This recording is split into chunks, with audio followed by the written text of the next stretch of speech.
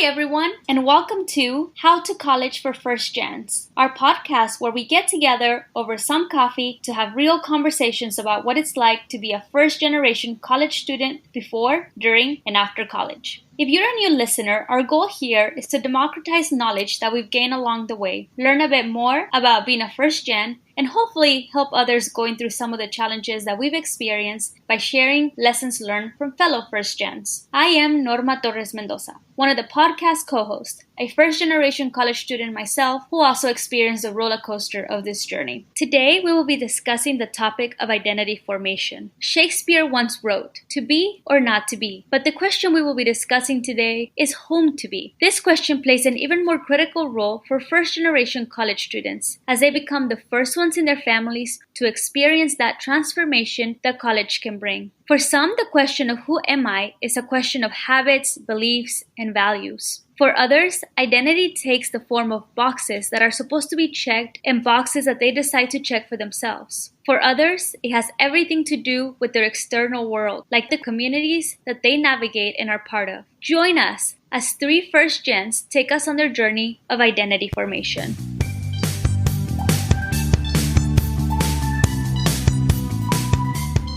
We will begin with our high school student, Diego, from the Rio Grande Valley. Hi, Diego. Welcome to the show. Please tell our listeners a little bit about yourself. Hey guys, my name is Diego Castillo. I just graduated high school. I'm 18 years old, and in August, I'm headed to the University of Texas at Rio Grande Valley. That's phenomenal, Diego. So today we're going to be having a conversation about identity formation. What activities did you participate in high school that helped to shape your identity? I think the two biggest activities I participated in were club soccer and volunteering at the hospital. Both gave insights into life and into who I am as a person in different ways. With soccer, I was able to develop myself by learning leadership, communication, teamwork. And in the hospital, it was more of seeing the value of human life and how something can be taken away from you so quickly and how us as people have the power to save someone's life. That's such a beautiful thing. And those two definitely shaped who I am as a person right now. So let's dig into each one of them. Let's begin with the soccer. Tell us a little bit about what you did there. I participated in varsity soccer, played all 4 years. Just the competition aspect, the practices, the games, being with my teammates. It was an experience that really, really made me who I was because I learned how to be a part of a team and I learned how to not do everything for myself and be so self-centered and how to dish out the ball whenever someone was open. I learned how to be a part of a team, and I think that's one of the biggest advantages that any person needs to learn in life, to be able to give a little bit of yourself up for the greater good. And I think that's what soccer was representative of for me. And so you realize that maybe life is about passing the ball, as you said, not about you always being the one making the goal, but knowing how to utilize different members of your team and their strengths so that you all could win. Truth to be told, I don't think I learned that until many, many years later in my life. Definitely not at 18. So I would say that you are already miles ahead. Now I want to circle back to what you did at the hospital. So tell us a little bit about what kind of volunteering you did. At the hospital, I was more of an observer. I observed a neurosurgeon and a CRNA. I spent like hundreds of hours at the hospital just seeing what they do, going through procedures, being in the actual hospital room, seeing what's going on the actual table. I still do it. It's an experience that it's just definitely changed my life. And it's changed my life in the fact that before going into the hospital, I always had this closed off, self-centered perception of myself that things were always revolving around me. And being at the hospital and seeing how many people were in need, how many diseases, all of this, it just opened my eyes to a whole different world, a whole different perspective that I never knew was there. And my dream to become a neurosurgeon definitely stems from being in the hospital room, seeing people spend hours upon hours saving others, and even seeing a few people pass away. And those experiences just shaped who I am as a person. And I'm so thankful to be able to work there. If I understand you correctly, you have been able to experience and see the value of life firsthand. You have been able to see some people that have come in very sick and maybe not make it out. And so I'm guessing that changes your perspective and how you see life and how you perceive time. Yes, ma'am, it definitely did. Let's talk a little bit more about your high school experience. So you go to a school where your main goal is to play soccer. You go to Idea Toros. So tell me a little bit about why you and your family decided that you would go to a school whose number one priority was to play soccer. Can you tell me a little bit about those conversations with your parents and how you decided to do that?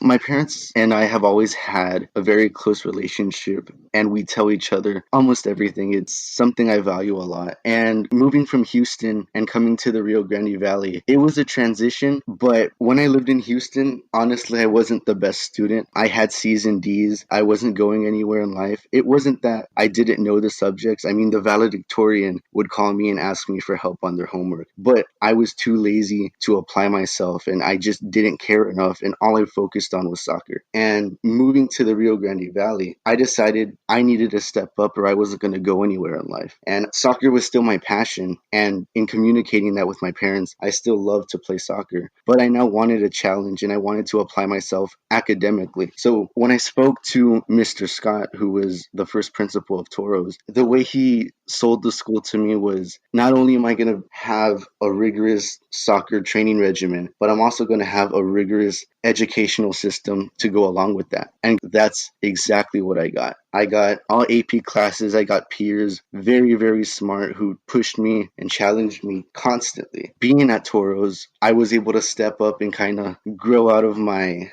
immature skin and become who I am today. So in the span of a year, basically, I transitioned from being a C&D student in a big public high school to coming to a class of maybe only 20 people and becoming an all-A student, someone who's super dedicated to the work, super dedicated to volunteering. And I just changed my life. So talking to my parents and being there with them and them helping me and telling me the advantages and disadvantages of going to that school, I think they had a big part in pushing me to, hey, if you really do want to try something different, go for it. And if you think this can genuinely make you a better person and you can help yourself, then go for it. So many people would argue that all these choices you are speaking of, taking AP classes, deciding to no longer be lazy, as you put it, have shaped who you are today, have shaped the Diego that I'm speaking to today. Was there a moment, an instance that you said, you know what, I'm not living up to my full potential. I need to change. What helped you become this very hardworking individual that you're describing right now?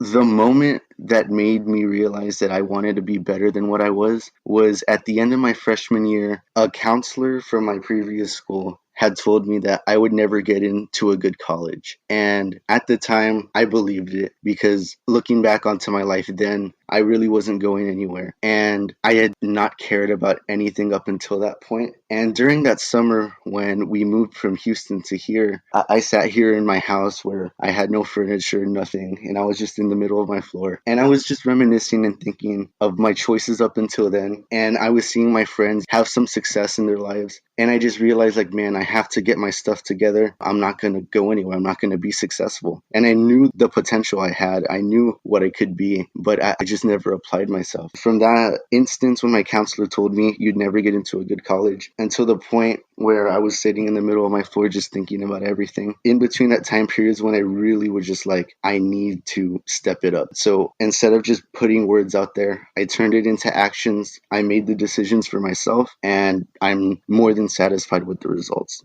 This moment that you mentioned with your counselor, I've heard it many times, and I've heard it play very differently. Many times when counselors tell students you are not going anywhere, instead of turning it into an actionable item the way you did, a lot of people internalize it, believe it, and then that's the end. They don't ever get up and go for it. Can you tell our listeners, what was it that made you say, you know what, I am going to turn it around and I can do it and I do have more potential? Because a lot of the people maybe listening to us experience that, but then they gave up right afterwards. The biggest advice I'd have for people who are going through that situation, or that have gone through that situation, is that at the end of the day, you have to believe in yourself, no matter what anyone tells you. You're never going to make every single person in your life satisfied. And you may have made some mistakes in the past, and you may not be content with what you've done previous to now, but change, it's better late than never. You can always change and set your mind to something and just believe that you can. Because a lot of the time when you just ignore other people and you ignore the noise and you just choose to listen to yourself and you believe in yourself, you can do a lot of good for not only others but also for yourself. So I think just that believing in yourself and truly just shutting out everyone else, that's what really helped me just become who I am. I really like this concept that you're mentioning of having confidence in who you are and knowing that it's okay to fail. Because I imagine that not everything was rosy for you. So can you tell us a little bit about a time when you failed during this 4 years in high school and how you were able to pick up yourself from that? I failed in multiple ways, and without those failures, I would have never learned from them. And I think that's one of the greatest things about failing is that it's something you learn from, it's something you grow from. I think it was my sophomore year, and I had just gotten to Toros. I was doing super good academically, but in being so caught up in my academics, I was socially awkward, right? I didn't care to talk to people. I ignored people. I shut myself out from others because I had one goal in mind, and that was to get my stuff together. But I ultimately learned that success doesn't only come from within, but with the people that you surround yourself with. And when I chose to let those certain people in, like my certain friends and my teachers and my counselors that really believed in me and wanted me to succeed, I think that's when I realized, like, man, I could have always been this great, but because I was shutting people out and because I was being socially awkward, I was like belittling myself basically. Another time I failed was I was doing real good academically, and I think I failed an AP test that I had certain that I passed, and it took a hit. I was pretty disappointed that I failed it, but you learn that, hey, sometimes you just got to work harder, you got to study harder, you got to be better than what you were. From that point on, I just took my academics even more seriously, learned how to balance everything out, learned how to manage my time between schoolwork, friends, and just being a kid. And in those failures, I just became such a well-rounded individual. It's been a great experience. Failure is something that it sucks at the beginning, but it's a blessing in disguise. I love how you were able to learn from all the times you failed, because you're right, it sucks when it happens, right? And you're so down and you're like, I'm not ever going to be able to get up again. And yet the sun comes up again the next day. And so you got to pick up and keep on going. I want to circle back a little bit to a comment you made about friends. I think oftentimes friends do help to form our identity. And there's been a lot of research that suggests that friends are actually a bigger influencer than parents in helping you make certain decisions in your life. So can you tell me a little bit about this group of friends that you've mentioned? Who are they? How have they shaped your identity? My friends, for me, were a huge part of keeping me humble, down on earth, keeping me straight. Because a lot of the time, I would be very stressed, or I would be pushing myself so hard to where I wouldn't talk to them, or I wouldn't just be myself. And my friends were always there for me to be like, hey, it's okay to take a step back sometimes. And they were that relief from all the stress from just the world in general. And they were there to back me up for every single thing, whether I failed, whether I succeeded. And those are the type of friends that you need. You need people that are going to motivate you, and you need people that when you fail, they're still going to be there for you, and they're going to be there for you no matter what. So having friends like that is definitely beneficial to achieving your goals, being successful in life, because you can't do all of it alone. And sometimes it's okay to rely on others and trust in others. So my friends were definitely a huge aspect of why I became who I am. And I just want to comment on the comment that you made about parents, because for the majority of people, they do not talk to their parents as much as they'd like to, or as much as they need to. But in my experience, having a close relationship with my parents has really been one of the main aspects of why I am who I am as well. Because at the end of the day, every time I come home, every time any event, who's going to be there no matter what? If a friend backs up, who's going to be there for you no matter what? It's going to be your parents and your siblings. And ultimately, they're your blood, and those are the ones you love the most. So in having that close relationship with my parents, I was able to have basically two backbones. My friends coaches and my teachers and my counselors, and also my parents and my family. And they really, really supported me and pushed me. And they were there with me when I failed in any decision and any situation. So I think it's amazing to have a great friend group and to have a close relationship with your parents. I really like what you're saying because I too have an extremely close relationship with my mom. I mean, she's my best friend and she's probably the first person I call whenever anything's wrong and when I'm happy as well. So let's talk a little bit about once you go to college, because you are headed there. There will be a lot of things that are different and there will be a lot of change for you, and it will help to solidify who you are and who you don't want to be in the world. So let's start with the first piece. Are there certain values that you want to hold as you go through college? One of the main characteristics that I don't want to change about myself is my work ethic. My work ethic is what's been able to help me exceed my boundaries and to push my limits. Even though I'm a very intelligent person, even I still have limitations, and there's people out there way smarter than me. But working hard, studying, and pushing myself every single day, I know I can get to where I want to get. And I've always loved that part of me because I've been so successful in pushing myself and working hard, and it's gotten me to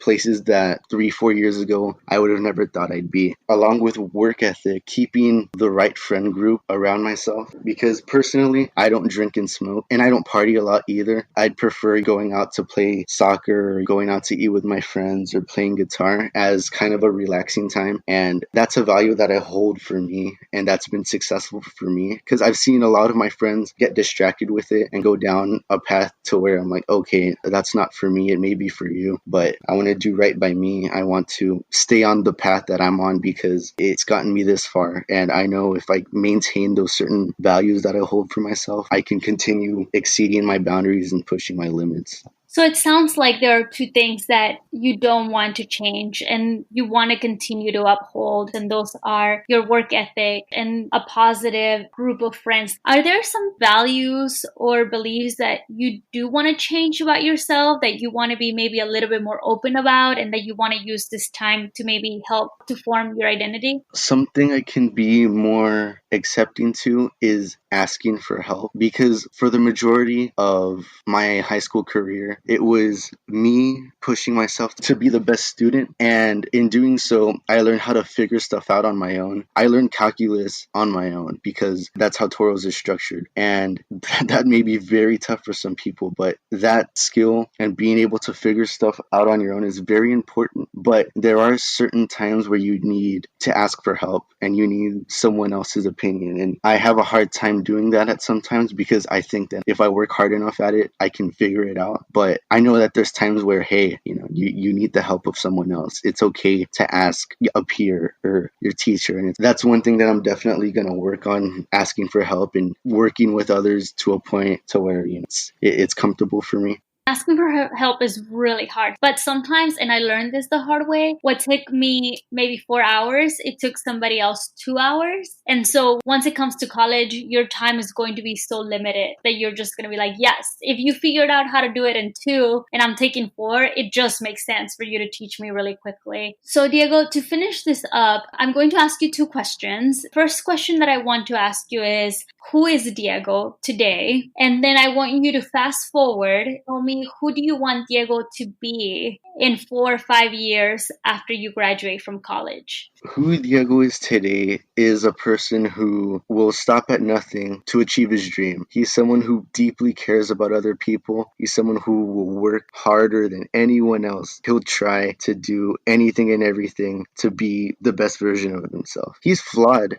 He has his insecurities. He has the things that he needs to work on. But I look forward to these college experiences and being able to grow and learn from them. In the next 4 years, I hope to work on those flaws and continuing to put those puzzle pieces together and become who I truly want to be. In the future, I hope to be more of a complete, well-rounded person, cleaning up my flaws, being more receptive to help from others, learning how just to navigate life a little better. And I think that in 4 years, if I continue on the path I'm on, I can get there. Good. Well, and in 4 years, I also hope that you all are en route to medical school to become the doctor that you want to be today. And obviously, things change. So if you happen to change your career, that's also okay. But in 4 years, we hope that you are also happy, and we hope that you continue to have this positive attitude that you've been able to share with our listeners. Thank you so much, Diego, for your time. We wish you the best, and please keep us updated.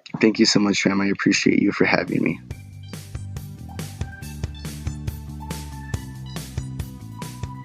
Next, we will jump to our college phase with Mayte, who attended UT Austin. Mayte, welcome to the show. Hi, Norma. Thanks for having me. I'm glad to be here. It's our pleasure. Mayte, can you tell our audience a bit about yourself? My name is Mayte, and I recently graduated from the University of Texas at Austin. And it was exciting, but it was also a virtual graduation. So it was a little anticlimactic, but I'm very happy to be done. I live here in Austin, Texas, but I was born in Mexico, but I've been residing here ever since. And right now I am just trying to figure out what to do next. First of all, congratulations, Mayte. This is a huge accomplishment. Probably it's not the graduation you were expecting, and definitely not the one you wanted, but obviously because of COVID, so many things got canceled. But do you already have your diploma in hand? Does it feel real to you? Yes, I got it delivered about 2 weeks ago. And if I'm being completely honest, it wasn't super exciting because I think I wanted to have that physical get up on stage graduation to make it feel real. So sometimes I feel like I'm still in college, especially since I live in the city where I went to college. But it feels more real when I don't have like the perks of being a student, like different discounts that you get at stores. When I get denied for that, like when I get billed, it's like, oh, I'm not a student anymore.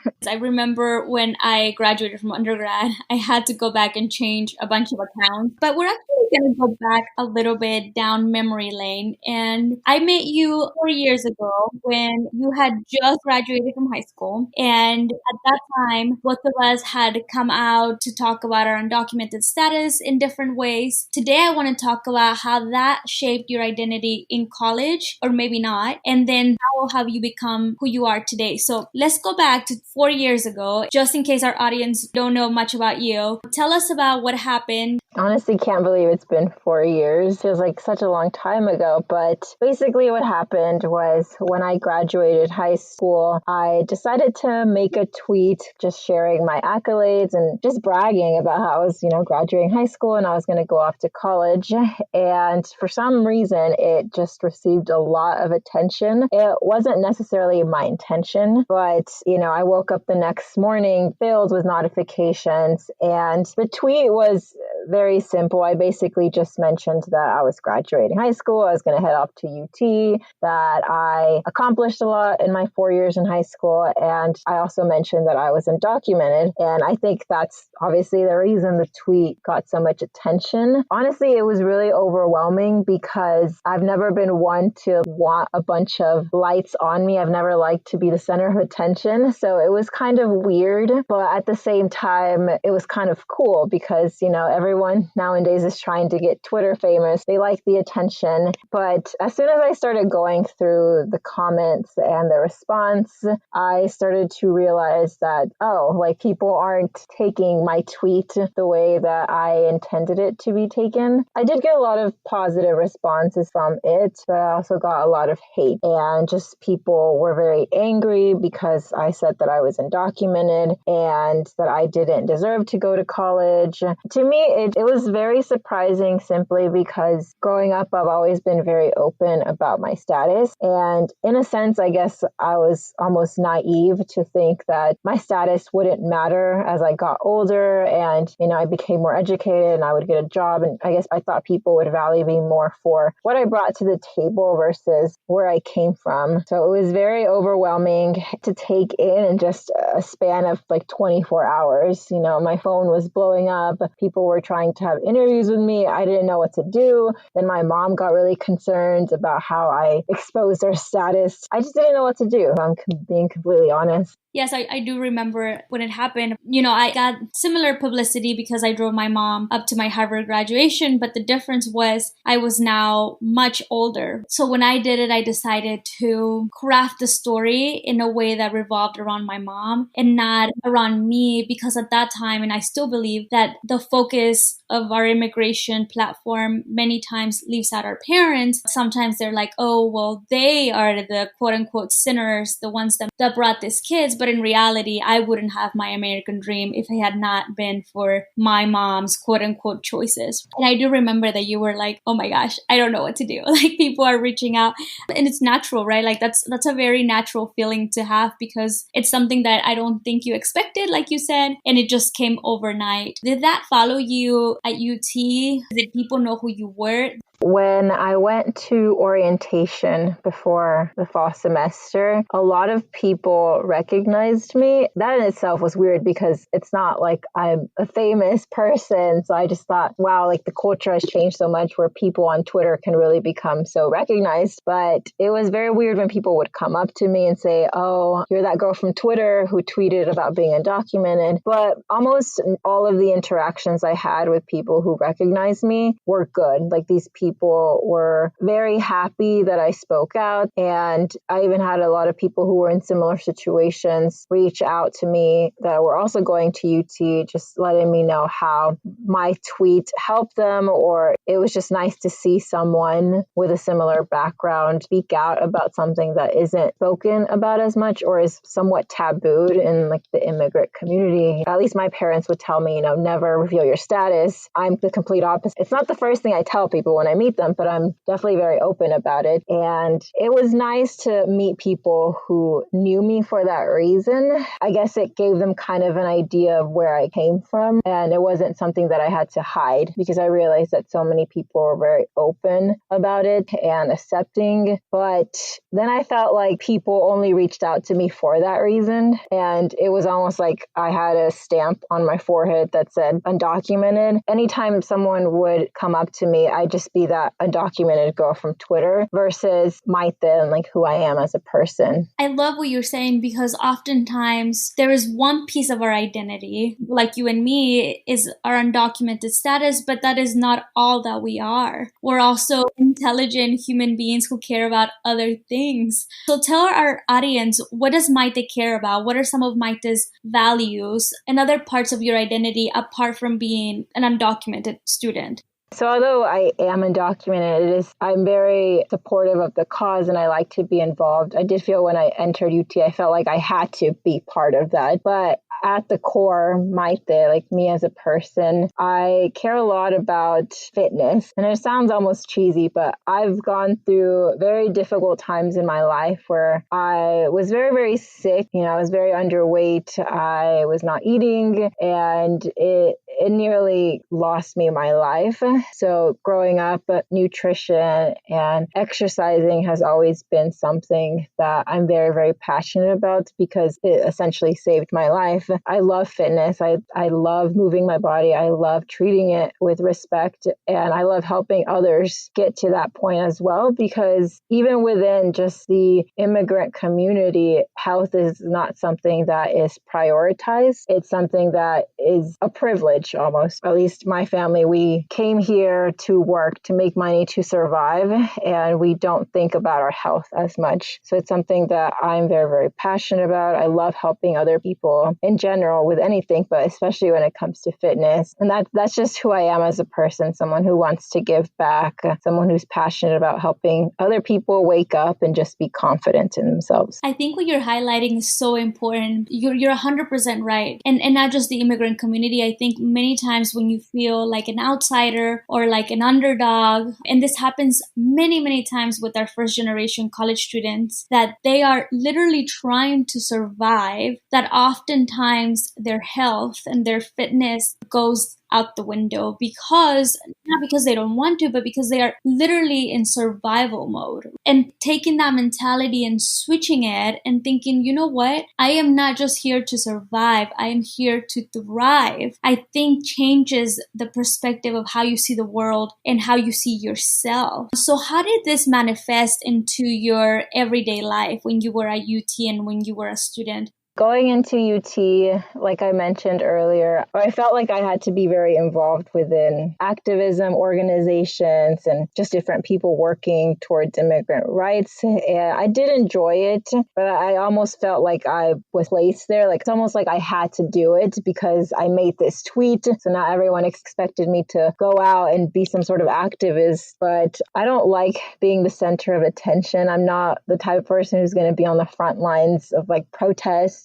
It's not who I am. I like helping the cause, but I realized that I needed to be more than just my status in college. So I decided to, move forward with the whole fitness thing. And I started an Instagram page, basically where I would just share different recipes. And it just evolved into me sharing different fitness tips. And eventually I decided to get certified for being a personal trainer. And ever since about a year ago, I've been coaching people, and it's been really fun because most of the clients that I've had have come from minority backgrounds, and it's different because a lot of the fitness space is very white. There's not a lot of people of color. There's not a lot of Latina women in fitness, and to be in a position where I can help other women who come from similar places as I did is very, very rewarding. I absolutely love it. And it's what I've been doing since graduation, just continuing with the coaching. And I wonder that maybe you are an activist, you are beginning your own revolution, but it's a different revolution, right? I think when we think of activists, oftentimes the first thing that pops into our mind are the people out there protesting with the signs. But in reality, protesting and activism takes so many different forms. And I would argue that you are also protesting and are also an activist in what you are doing with personal training, precisely because of what you just said. There are not many people of color doing this. There are not many Latinas doing this. So I think you are an activist, and I think you are leading your own revolution. Honestly, I've never really thought about it like that. But when you said that, I was like, you know what? I think she's right. I definitely feel like I'm making a difference. As small as it is right now, it's something. And just to help other Latina women is extremely rewarding. And I do hope that I'm making some sort of change here because I want people to feel healthy and feel confident in their bodies. And maybe this is my own way of activism. That's a really nice way of putting it. I think you are making a big impact now that you're coaching people and you're training them. I believe that the work you're doing is not just physical, but it's also mental, changing minds and hearts. And in that line of thinking, I am wondering, was there something that fundamentally changed in your mind because you went to college? I've always known that higher education was almost the way to go for me. In a sense, it's always been put as the way for me to escape or move out from where I came from. And I always thought I just had to go to college, get a degree, and get a traditional job,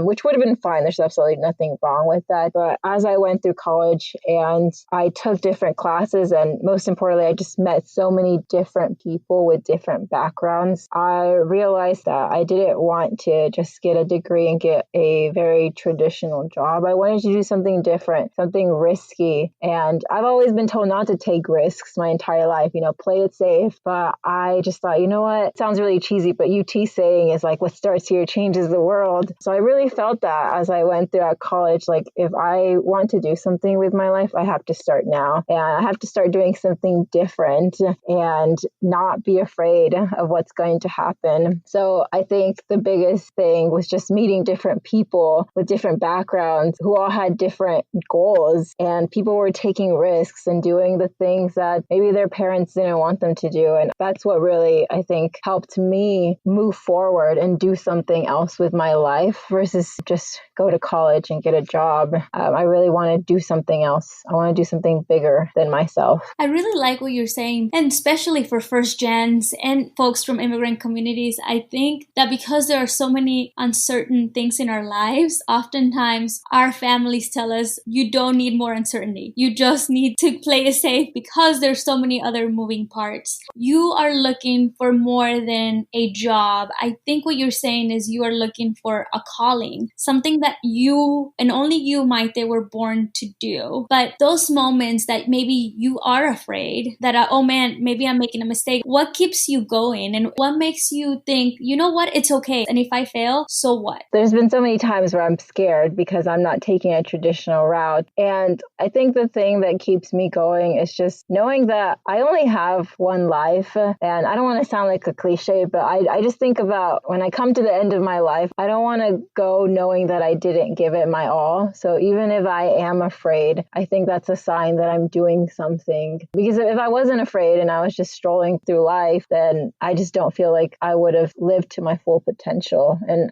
that's kind of my biggest fear, is not living up to my full potential. Everyone's capable of doing so much with their lives. And it's just a matter of pushing through, even when times get really, really hard. Especially recently, times have just been really difficult with everything going on in the world. It's even riskier to keep moving forward. But I just know that I need to go through tough times in order to really reach my potential and give life all that I can. Like, I want to live life to the fullest. So how do you have these discussions with your parents, who I am guessing they want you to maybe have a 9 to 5, have a stable income? If I'm being completely honest, I feel like what happened 4 years ago with my tweet going viral, I feel like I have not only my parents' eyes on me, but other people who look to me to do like great things with my life. So I feel pressure a lot of the times, like, oh, I'm probably disappointing a lot of people. What am I going to tell people when, I tell them, oh, I'm that girl that, yelled about being undocumented and being so smart or whatever. And then I graduate college and I don't have a traditional 9 to 5, or I'm not going to grad school. And I think it makes my parents really concerned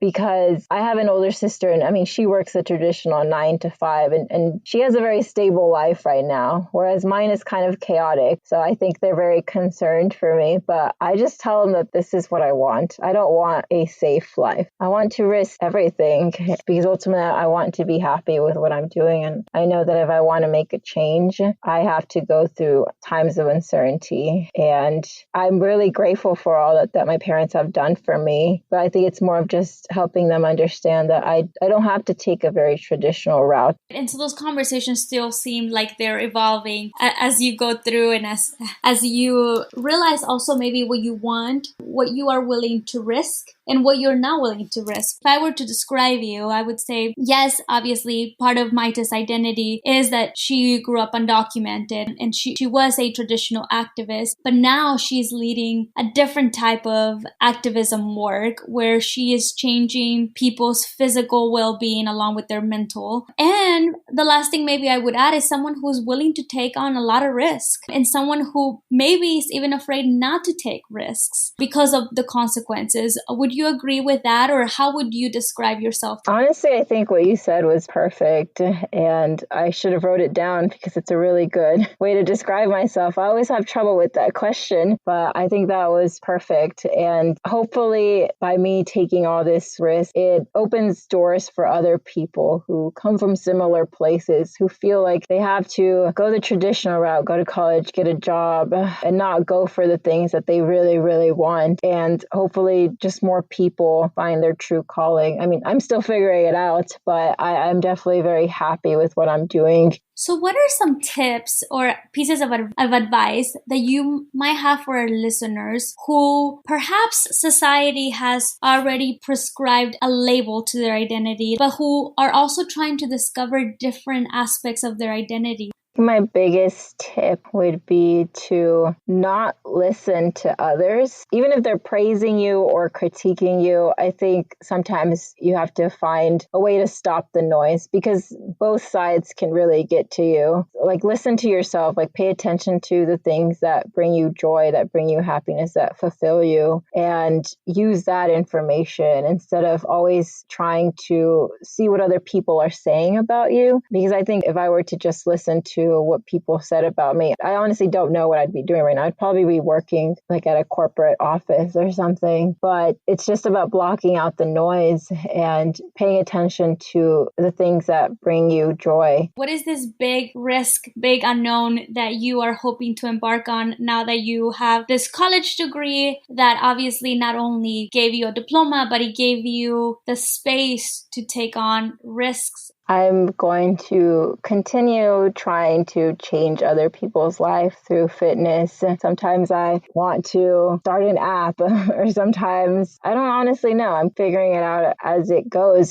You have your guiding star, making people's lives better through fitness. How you get to the North Star for you is still an unknown. And that is 100% okay. And oftentimes, we as human beings don't even do enough reflection to know what is our North Star. So I think you already are ahead. But that's one thing I would encourage our first gen listeners to think through. What is my North Star? What is it that I am working towards? The how you get there could be a billion things. Maybe opening up a gym, maybe starting an app, maybe moving to another country and learning how they deal with physical well-being. The possibilities are endless. And I think that as long as you continue to just hold true this part of your identity and who you are, you're gonna go extremely far, either way you decide to take it. I think that was worded very beautifully. I just know that I'm going to keep going. Well, you have inspired many folks. With that, I would like to thank you so much for being in our podcast. And we look forward to learning more about you and how you're making people's lives better. Thank you so much for having me. I really, really enjoyed this conversation. It was almost very nice for me to reflect on my own. Sometimes I think I need to ask myself these questions, and it's nice to have someone else's input.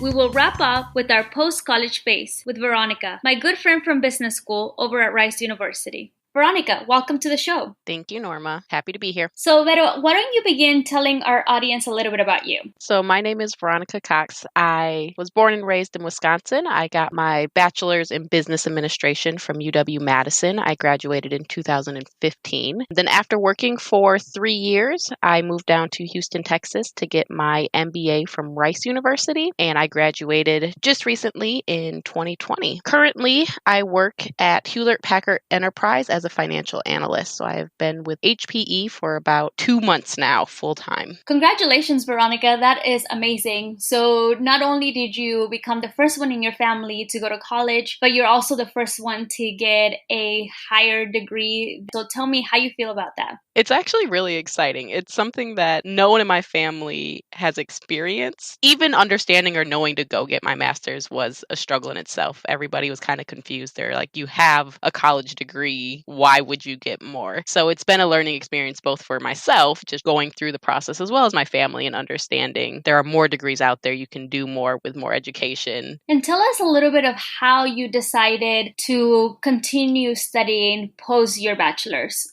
A lot of it had to do with talking to mentors and or advisors. So after graduating with my bachelor's, I stayed in contact with a lot of the advisors from my undergraduate scholarship program. And I was throwing around the idea of wanting to switch careers to move up. And they're the ones who planted the idea of getting a master's in business. I was also in the healthcare space. So the idea of getting a master's in health administration, but I didn't want to limit my opportunities, which is why I kind of went more the general route of getting an MBA because I knew from there I could expand my horizons more. So a lot of it was just talking to the right people and getting the right information, something I wasn't getting from my family, like having to branch out to those who knew more about education. one thing that we've learned from having these conversations with first-gen students is that oftentimes we form mentors and groups of folks who really give us and provide us a lot of guidance, which sounds like that's what happened to you. Oh, yeah. It's so important. Like, I know a lot of our families are like, oh, I have answers, but they don't.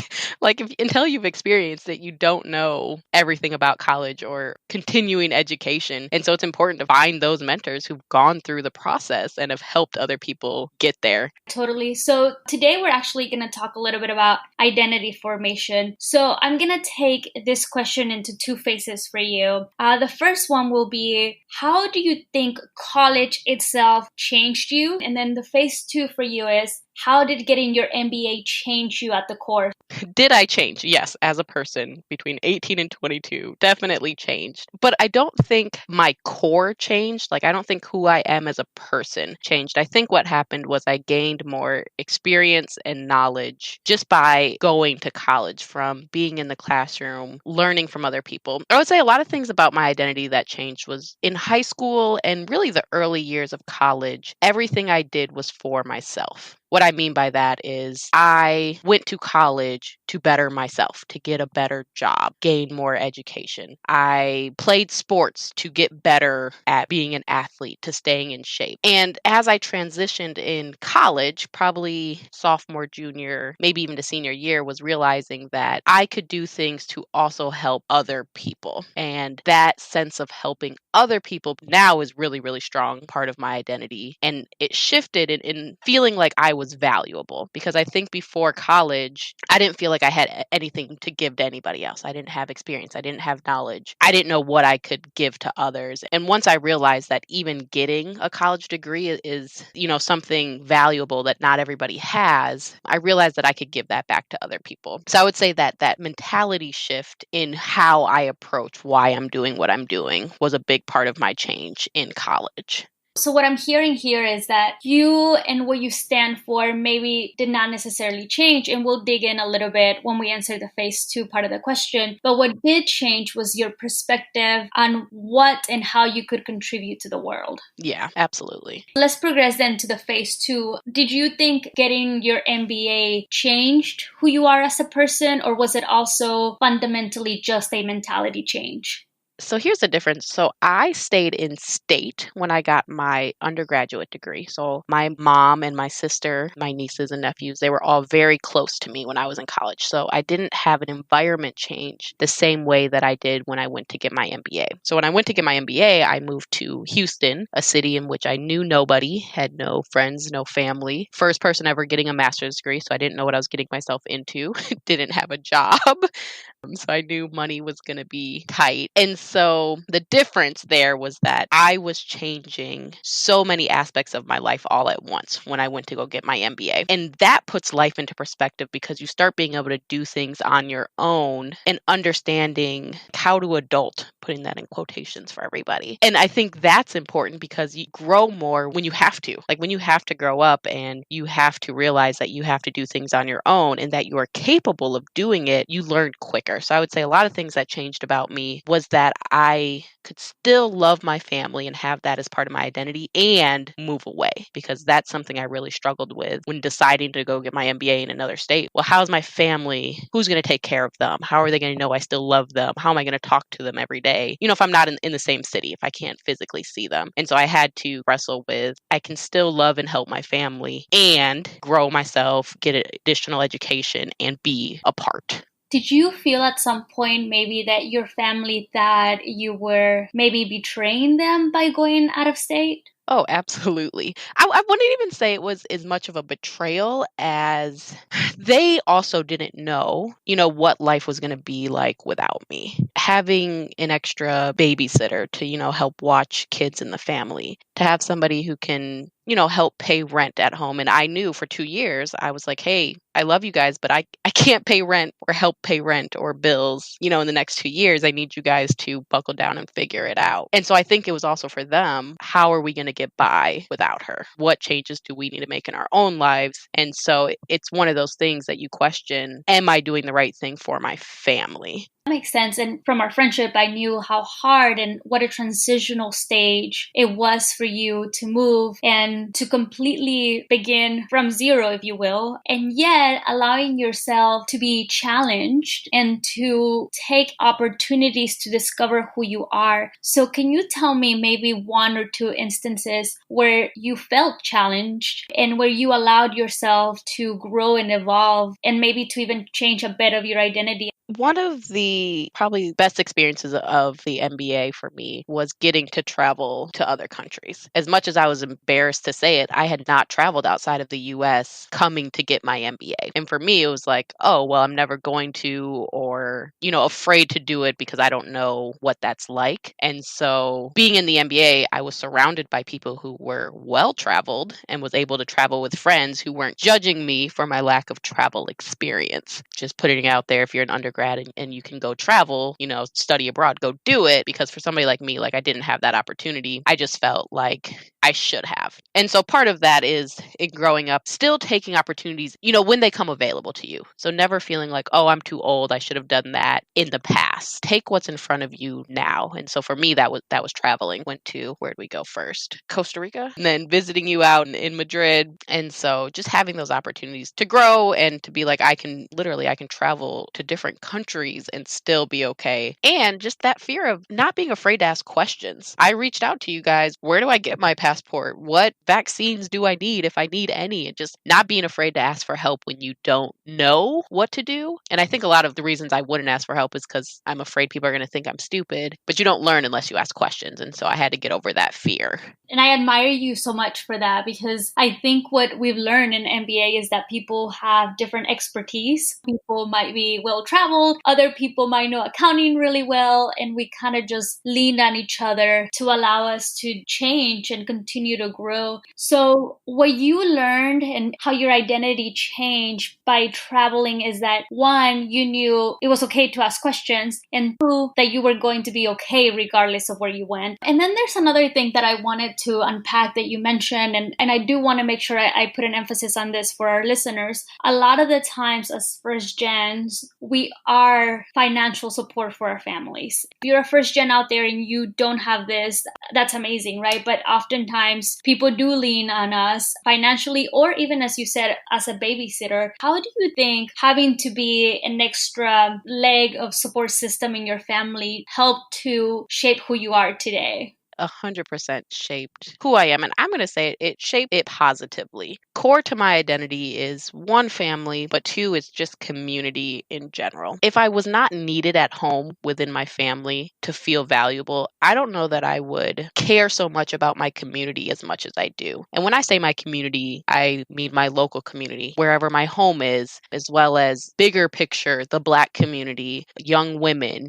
young athletes. I see all of those different parts of my identity as parts of my community. And I don't think I would care as much about giving back if I didn't realize that essentially how blessed I was. The fact that I've had opportunities and the fact that my family could lean on me meant that I was given something valuable, and that in order to appreciate the value that I was given, I need to be able to give back to others, starting with my family, which is where I give back first, but then going beyond that. And so I would say, as much as we as first geners sometimes see it as a burden to have to help the family, and I completely understand that, if I'm able to, I see it as a blessing. I've carried that with me. My life motto is lift as you climb. It's how many people can I bring up with me? And so I think, obviously, yes, it was a huge factor in my identity, is the fact that, my family didn't have it all, and they would have to lean on me sometimes, and that's okay. Right. I do also want to point out that some people out there that are listening to this might think, yes, it is completely unfair that I have to be a student, be a worker, and on top of that, do all these things for my family. And I think that's one way to look at it. Another way is what you mentioned, which is turn it upside down and say, yeah, but how great is it that I'm able to do this for my family? Just to give you a quick example, I just spent an hour and a half at the bank with my mom and trying to set them up for a new bank account. And part of me was thinking, dang, I have so many things to do today. And the other part was exactly what you just said.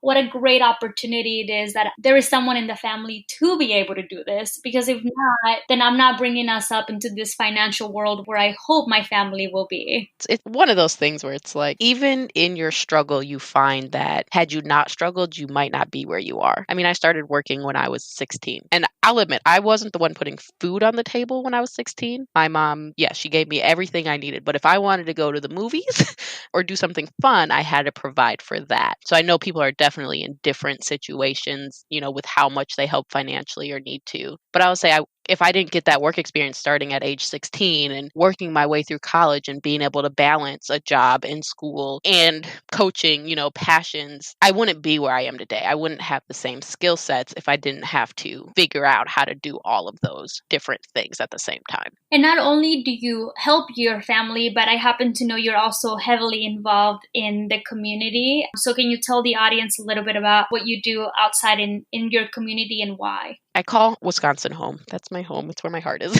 So before starting my MBA, I was involved. So coaching. I coached at the high school, basketball, track, did a lot of mentoring with students there. And then my job really allowed me to work with community partners, the Boys and Girls Clubs, urban leagues, helping students get into healthcare jobs. And so back then, I was always in the community. Moving to Houston, not having those connections that I had back home, it was a little bit harder to get involved in everything, and definitely still a work in progress of where I will end up in the communities and what different programs I can help. But immediately I started tutoring middle schoolers and high schoolers and giving back to the community in that way, helping that aspect. And then just this past spring, I started coaching basketball again. And for me, coaching, as much as it's a passion in terms of getting students to love the game of basketball, it's also a way for me to connect with students and use basketball as a platform to teach life. So those are the main ways I've been, at least in the external community. And then my Rice community was diversity and inclusion chair on our student government board at Rice. Also a huge part of my identity and passion is diversity and inclusion and equity.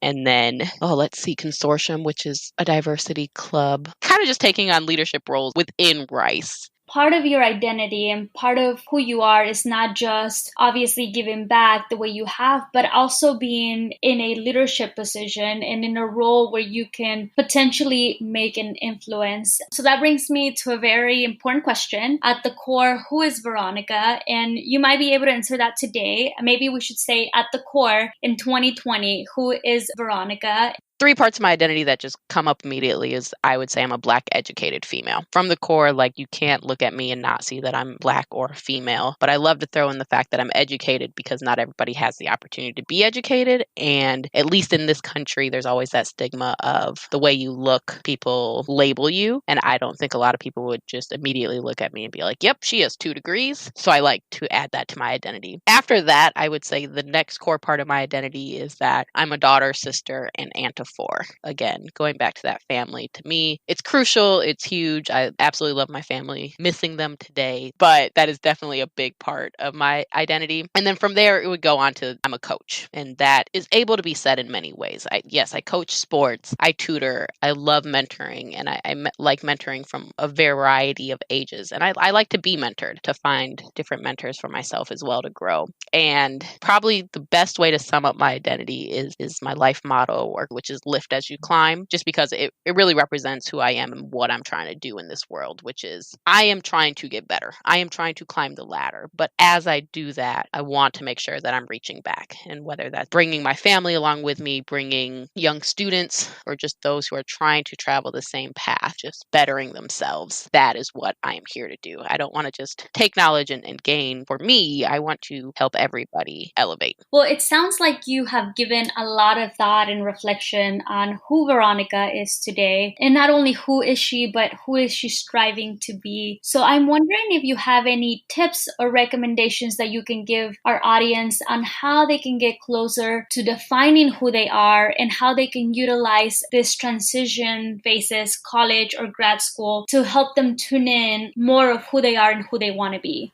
First, if you can leave home, totally leave home. Put yourself in a new environment where you really have to buckle down and define for yourself who you are. Yes, people can do that while at home, but I think that if you have to branch out and find new friends, you're going to better understand what type of friends you're looking for. And that's based on who you are as a person and who kind of fits with your identity and your values. Second is to accept that your identity can change. For me, sports was a big part of my identity in high school. I was an athlete. I loved going to practice. I always wanted to be in the gym. Being an athlete was super core to my identity. But once I got to college, I didn't play college sports. And so it's like, how do you remove yourself from being an athlete and changing? So what I enjoyed about the game was being around a team and having mentors or having coaches. I enjoyed that environment. And so what I thought maybe was my identity wasn't really what was core. It was some of the components that was happening. So be open to change. And then my third piece of advice would be define what your identity means to you. So we usually use a lot of buzzwords. Even when I identified as Black, I get to define what being Black means to me, not other people's idea of what I have to do or be or act or behave in order to be Black. Yes, you can label yourself and have labels that are your identity, but you should be able to define what that means for you and not let others do that. Well, good. You have given our audience a lot to chew on and a lot to reflect. Those are 3 wonderful tips that I hope our listeners, wherever they are in their journey, can relate to. And I really like it. 1, challenge yourself. 2, accept the change. And 3, learn what those labels mean to you. So thank you so much, Veronica, for your time and for giving your wisdom and thoughts to our audience. Thank you.